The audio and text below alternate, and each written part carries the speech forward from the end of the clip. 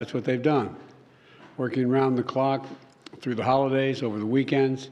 It's been an extraordinary effort by Senators Lankford, Murphy, and Sinema.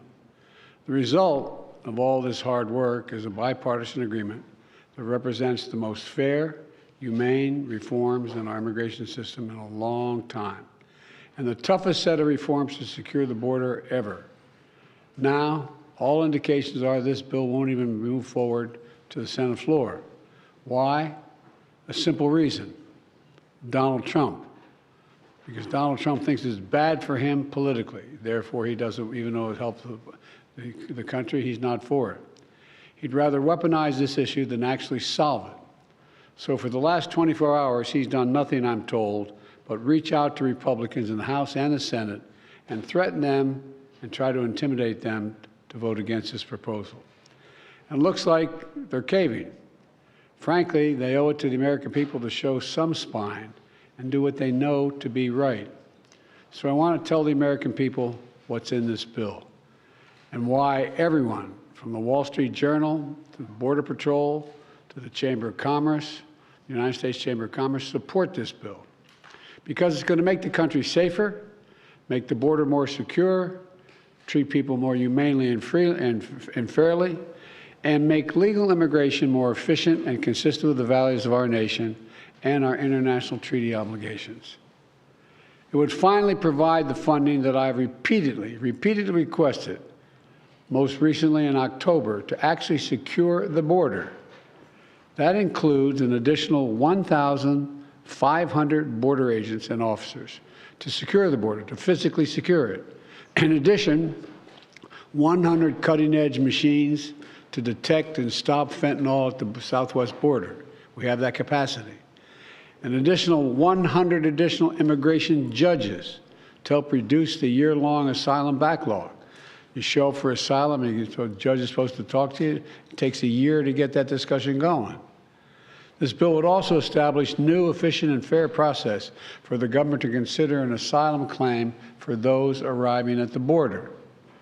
Today, the process can take 5 to 7 years, as you all know. They show up at the border, get a bracelet, told to come back when called, 5 to 7 years from now, in country. That's too long, and it's not rational.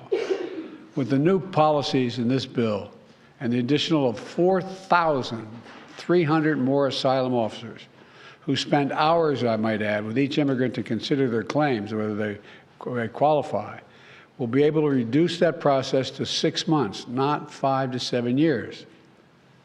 This bipartisan bill will also expedite work permits so those who are here and who qualify can begin work more quickly. That's something that our governors, our mayors, and our business leaders have been asking me for and asking them for. All across the country, they've been asking for this. It'll also create more opportunities for families to come together for business, to hire additional workers. And for the first time in 30 years, this bipartisan legislation increases the number of immigrant visas for people legally able to come to this country through ports of entry. And it ensures that for the first time that vulnerable, unaccompanied young children have legal representation at the border. This bill would also give me, as president, the emergency authority to temporarily shut down the border when it becomes overwhelmed. The numbers are talking over 5,000 people trying to get in one day. The bill, if the bill were law today, it would qualify to be shut down right now while we repair it. Bottom line is, this bipartisan bill is a win for America because it makes important fixes to our broken immigration system. And it's the toughest, fairest law that's ever been proposed relative to the border. Now, it doesn't address everything that I wanted. For example, we still need a path of documentation for those who are already here. And we're not walking away from true immigration reform, including permanent protections and a pathway to citizenship for young dreamers who came here when they were children and who have been good citizens and contribute so much to our country. But the reforms in this bill are essential for making our border more orderly, more humane, and more secure. That's why the Border Patrol Union, which, by the way, endorsed Donald Trump in the 2020 election, endorses this bill. These are the people whose job it is to secure the border every single solitary day. They don't just show up for photo ops like some members of Congress. They're there to do their job. This is the risk, the thing many of them risk their lives doing every single day. And they decided, the Border Patrol decided, this gives them the tools they need to do the job, more personnel across the board. It's also why the U.S. Chamber of Commerce endorsed this bill, because they know this bill is not just good for the border, it's also good for American business and for the American economy. And it's why the Wall Street Journal endorsed the bill, with the headline this morning which reads, quote, "A border security bill worth passing. The Senate has reforms Trump never came close to getting." That's the quote from the Journal. This bill would also address two other important priorities. First, it provides urgent funding for Ukraine.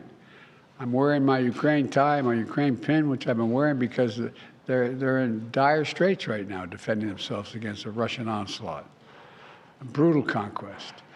The clock is ticking. Every week, every month that passes without new aid to Ukraine means fewer artillery shells, fewer air defense systems, fewer tools for Ukraine to defend itself against this Russian onslaught. Just what Putin wants. Ukrainians are fighting bravely. You know, many of you look around the room here have followed me in this for a long time. I pulled together a coalition of over 50 nations to support them. On the phone, talking to these leaders. We unified NATO. Remember when we first came to office? NATO was well, they're all together and actually increased the size of NATO. We can't walk away now. That's what Putin's betting on. Supporting this bill is standing up to Putin. Opposing this bill is playing into his hands. As I've said before, the stakes on this fight extend well beyond Ukraine. If we don't stop Putin's appetite for power and control in Ukraine, he won't limit himself to just Ukraine. And the cost for America and our allies and partners will rise. For those Republicans in Congress who think they can oppose funding for Ukraine and not be held accountable, history is watching. History is watching. The failure to support Ukraine at this critical moment will never be forgotten. The position of the MAGA Republicans can be characterized by the New York Times headline. First, and this is the headline, it reads, "Trump first, Putin second, America third." That cannot pertain. This bipartisan agreement also provides Israel with what it needs to protect its people and defend itself against Hamas terrorists. And it will provide the necessary life-saving humanitarian assistance for the Palestinian people. By opposing this bill, they're denying aid to the people who are really suffering and desperately need help. You know, there's more work to get this done over the finish line, and I want to be clear. Doing nothing is not an option. Republicans have to decide. For years, they said they want to secure the border. Now they have the strongest border bill this country has ever seen. We're seeing statements about how many oppose the bill now. Look, I understand the former president is desperately trying to stop this bill because he's not interested in solving the border problem. He wants a political issue to run against me. They've all but said that across the board. No one really denies that I'm aware of. The American people want a solution that puts an end to the empty political rhetoric which has failed to do anything for so long. We have to get the resources to the border to get the job done. So Republicans have to decide, who do they serve? Donald Trump or the American people? Are they here to solve problems or just weaponize those problems for political purposes? I know my answer. I serve the American people. I'm here to solve problems. It was just months ago that Republicans were asking for this exact bill to deal with the border, to provide support for Ukraine and Israel. And now it's here. And they're saying, never mind, never mind. Folks, we've got to move past this toxic politics. It's time to stop playing games with the world waiting and watching. And by the way, the world is waiting, the world is watching. They are waiting and watching what we're going to do. We can't let We can't continue to let petty partisan politics get in the way of our responsibility. We're a great nation. It's not acting like a great nation. So I'm calling on Congress to pass this bill, get it to my desk immediately. But if the bill fails, I want to be absolutely clear about something.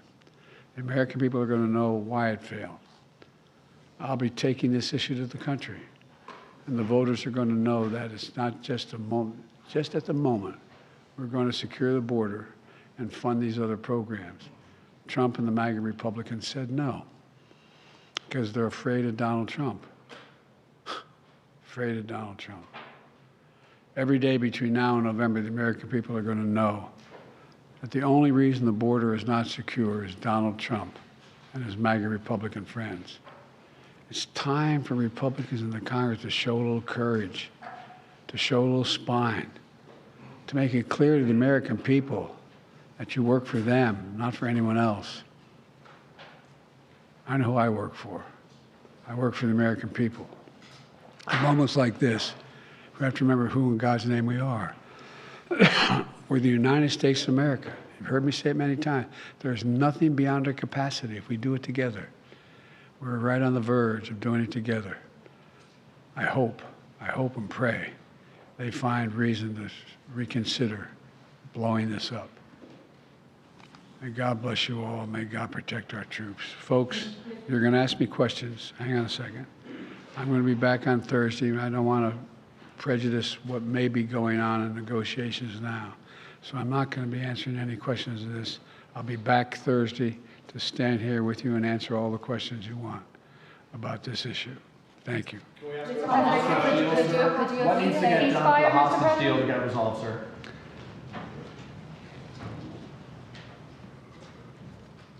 This indirectly has a lot to do with the hostage deal and what's going on in the Middle East. The decision on what we do relative to Israel, the decision what we do in terms of American funding, of whether we're going to engage with the situation in Ukraine. It all goes to the question of American power. It all goes to, does America keep its word? Does America move forward? There is some movement, and I don't want to, well, maybe choose my words. There's some movement. There's been a response from there's been a response from the opposition, but yes, I'm sorry, from Hamas, but it seems to be a little over the top. We're not sure where it is. There's a continuing negotiation right now. Mr. President, if this bill fails, would you consider supporting something separate that just addresses Israel or Ukraine? I'm not going to concede that now. We need it all. The rest of the world's looking at us, and they really are. Mr. President, Trust this Congress does not have immunity, Mr. President. Your reaction to that ruling?